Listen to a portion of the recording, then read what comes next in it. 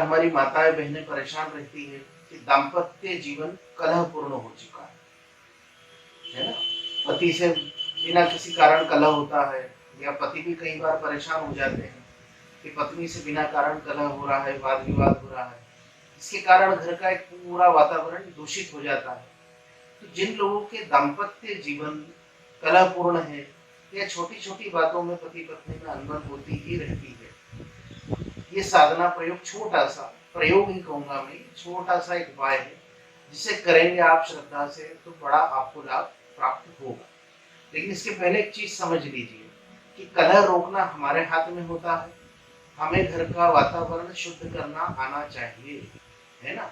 हम भी इन चीजों का ध्यान रखें कि हम छोटी छोटी चीजों पर क्रोध ना करें, छोटी छोटी चीजों पर हम एक दूसरे से लड़ाई ना करें, छोटी छोटी चीजों पर हम एक दूसरे से शिकायत ना करें, क्योंकि पति पत्नी का संबंध समर्पण पे निभता है, शिकायत पे कभी नहीं निभता, है ना। लेकिन फिर भी सारे प्रयासों के बाद भी यदि बार बार समस्या होती है, अकारण कलह हो जाता है, प्रेम तो है पति पत्नी में लेकिन फिर भी कलह प्रकट होता है, तो इसके लिए आपको करना क्या है कि संभव हो तो आप गुलाब का फूल लीजिए, वो संभव ना हो तो आप गुड़हल का फूल लीजिए। गुड़हल जिसे जसवंती का फूल भी कहा जाता है, या ये भी अगर संभव ना हो तो कोई भी लाल पुष्प आप ले सकते हैं। पहली प्राथमिकता आपको देनी है गुलाब के फूल को, दूसरी देनी है गुड़हल के फूल को, और अगर ये दोनों ही उपलब्ध ना हो पाते हैं तो आप कोई भी लाल फूल ले सकते हैं। अब आपको करना क्या है कि आप एक लाल फूल लीजिए, जो भी आपके पास उपलब्ध हो लाल, उस पर थोड़ी सी हल्दी लगाइए, थोड़ा सा कुमकुम और थोड़ा सा सिंदूर, जो हम हनुमान जी को चढ़ाते हैं वो सिंदूर। तो हल्दी कुमकुम और सिंदूर थोड़ा सा लगाइए, और आपको शुक्रवार के दिन ये प्रयोग करना है। अब आप इस फूल को अपने हाथ में रख लीजिए, है ना। आप इसको सीधे हाथ में रखिए और आप आंखें बंद करके जितनी देर आपकी श्रद्धा हो सके आप कहिए, पराशक्ति कृपा हो मेरा जीवन मंगलमय, पराशक्ति कृपा हो मेरा जीवन मंगलमय, पराशक्ति कृपा हो मेरा जीवन मंगलमय। इस तरह से आप जितनी देर आपकी श्रद्धा हो, आपको गिनना नहीं है ना आपको घड़ी देखना, जितनी देर आपका मन लगता है बड़े शांति से आप कहिए कि पराशक्ति कृपा करे मेरा जीवन मंगलमय।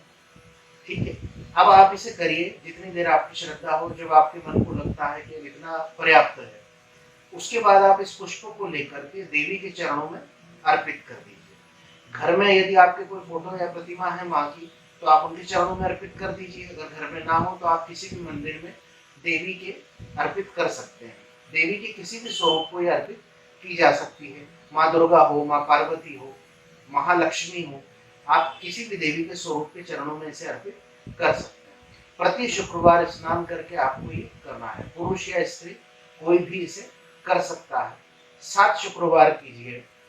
किसी कारण अगर आप इसमें बीच में छूट जाता है तो घबराने की आवश्यकता नहीं है, आगे गिनकर आप उसे 7 शुक्रवार पूरे कर लीजिए। कभी हो सकता है आपको गुलाब का फूल मिल जाए, किसी शुक्रवार को गुड़हल का मिल जाए, या किसी शुक्रवार को कोई और लाल फूल मिल जाए। आपको जब जैसा लाल पुष्प मिल जाता है आप इसको कीजिए।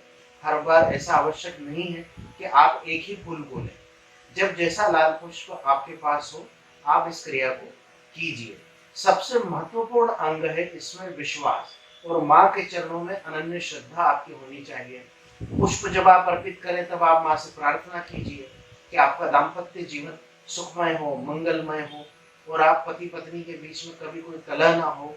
और बाकी तो सब चीजें हैं, छोटी छोटी विवाद तो हर घर में होता है, लेकिन हाँ, इस क्रिया को आप श्रद्धा से करते हैं तो आपको यकीन मानिए कि पराशक्ति की कृपा आप पर अवश्य होगी, और आप अपने दाम्पत्य जीवन में अंतर अवश्य पाएंगे। माँ पराशक्ति की आप सभी पर कृपा हो। जगदम्ब प्रणाम।